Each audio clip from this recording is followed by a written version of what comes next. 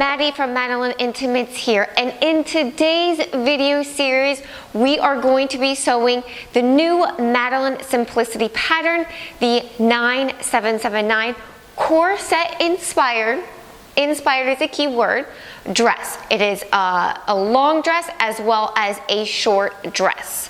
Now in today's video specifically, I'm going to be going over what pattern pieces you should have cut out, what fabrics to use, what trims to use, and all that jazz. I'll very lightly be going over some pattern alterations, different bust sizes, but if you want to learn more about sewing in general or pattern alterations, I suggest taking one of Madalynne's Intro to Sewing Lingerie courses or scheduling a virtual consultation with yours truly. Now before we get into all the sewing jazz and what you should have cut out and all that, let me first tell you a little bit about Madalynne and what we do here out of our studio. We are a woman-owned, that's me, Philadelphia-based lingerie company offering DIY lingerie kits, bra making workshops, both in person and online, free tutorials just like this one, as well as ready-made lingerie. What is ready-made lingerie? Basically, it's lingerie that we sew for you. So if you have a mother or a sister or a friend who loves your me-made lingerie but you don't want to sew it for her, we have a team of sewists who will sew it for them.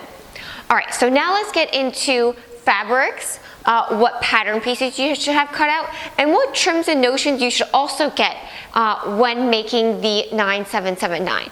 If getting all the notions just gives you a major headache and you're like, oh, I don't know what to get, where to get it, we do sell findings kits as well as dress kits. So head on over to Madalynne.com. We have all those things so you don't have to get your panties in a knot. Okay, first let's talk about the bodice pieces and what fabrics you should have cut out for it. You're going to have pattern piece number 1, which is the bodice front for both views A and B. Pattern piece number 2, which is the bodice side front for both A and B. Pattern piece number 3, which is the strap, also for both view A and view B. Pattern piece number 4, which is the bodice back, view A and view B. And pattern piece number 5, which is the bodice side back, view A and view B. So all of the bodice pieces are for view A and view B, and all of the bodice pieces should be cut with the main fabric, which cotton poplin, a taffeta would work well as a lining piece. Your lining is going to depend on what you want. A cotton voile, something really lightweight would work great. Now when it comes to inner lining, it's going to be a personal choice. So the pattern says to cut all the bodice pieces out of inner lining. Depending on what inner lining you're using, you might be using a really stiff inner lining and you only want to use it for pattern piece number 1 and pattern piece number 2, which is the bodice front and side front. The duck canvas that comes in our DIY kits is pretty thick. So if you purchase one of our trimmings kit or our DIY kit, you might want to just use that for the bodice front and the bodice side front. If your inner lining isn't too thick, you could use it for all the bodice pieces. Next up is your skirt front. This also is for view A and view B. If you're sewing the long skirt, then it will have a curved hem. If you're sewing the short skirt, you will see that the pattern piece has a horizontal line that says cut here for view A. You're going to want to cut along that line if you're making the shorter version. The last pattern piece to cut out is pattern piece number 7, skirt back for view A and view B. Just like the skirt front, if you're making the shorter version, there is a horizontal line on the pattern piece that says cut here for view A. You will obviously cut there. If you're making the longer version, you'll cut along the entire pattern perimeter. So before we get into sewing, I think that it's very helpful to look at the finished garment so you know how things come together and get a visual of that. The first thing I wanted to note was that the channeling, and this is just a cropped version, so this is without the skirt attached, but the first thing I wanted to mention was the channeling. Now the pattern was designed for it to be exposed, but it doesn't have to be. Same thing with the ruffle trimming. Let's just say that you don't have a ruffle trim, or the channeling that you have doesn't match your fabric. Doesn't mean that you can't make it. You can put the channeling on the inside. When we get to sewing, I will cover that. Same thing for the ruffle. Let's just say like your fabric really doesn't, you don't like the ruffle, or you just don't think that a ruffle would go with the fabric that you have. You don't have to sew it on here. Not integral to the construction. The hook and eye closures, this one accounts for like 1/4 of an inch, 3/8 of an inch here. But if you find a hook and eye closure that's a little bit wider or a little bit narrower, there are the bra hook and eye tapes that you can sew in here, so it would be like literally flush with the hooks. You can use those as well. The one thing that you will want to do is add on to however, let's just say that it's not as wide. Let's just say this is 3/8 of an inch and the hook and eye tape that you have is like 1/8 of an inch wide, then you'll want to add 1/4 of an inch to that front pattern piece. The lining here, I made my lining exactly the same as the self fabric. You can get a different contrast lining.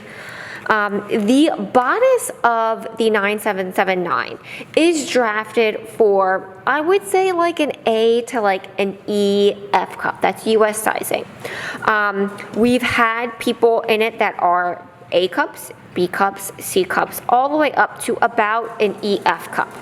If you are larger than that, let's just say you're a J cup, M cup, whatever cup, K cup, L cup, whatever cup size you are, you will probably want to do an FBA, full bust adjustment. If you are a sewer or a DIYer, this is a common pattern alteration. Do any Google search and tons of tutorials will come up for it. The other thing that I wanted to note was that for the back, so it is a low back. It is a low back, not very bra friendly. If you are full busted, if you're in that D, E, F range and you would rather it come up and be higher so that you can wear a bra, the pattern alteration is really easy for that. So let's just say this is the pattern piece. So to make this alteration, you will need pattern piece number 4 and pattern piece number 5. You will lay pattern piece 4 over pattern piece number 5 or 5 over 4. You just want to overlap them. Now usually your bra is right underneath your armhole. So I would say about this wide. So you will redraw your pattern piece. I'm going to demonstrate it very quickly. But you will redraw that back scoop so that it comes up. Basically, it's going to be in line with your back armhole.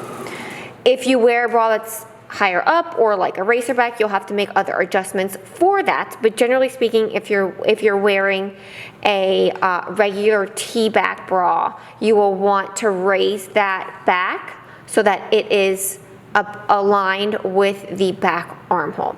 Now when you make this alteration, you will also want to get a longer zipper too, because the zipper that is for the S or the 9779 as is going to be shorter, so that you will need a longer zipper to go all the way up.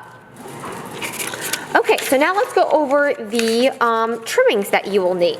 So obviously a zipper, an invisible zipper, a hook and eye tape, which all of these come in a findings kit on Madalynne's website, www.madalynne.com.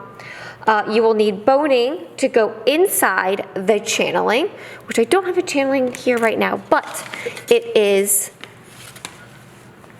channeling is this trim right here. And then you will need a ruffle. This is a ruffle that's already pre-made. You can also make a ruffle out of the selvage of your fabric. That would be really fun and a great way to use up the selvage of your fabric.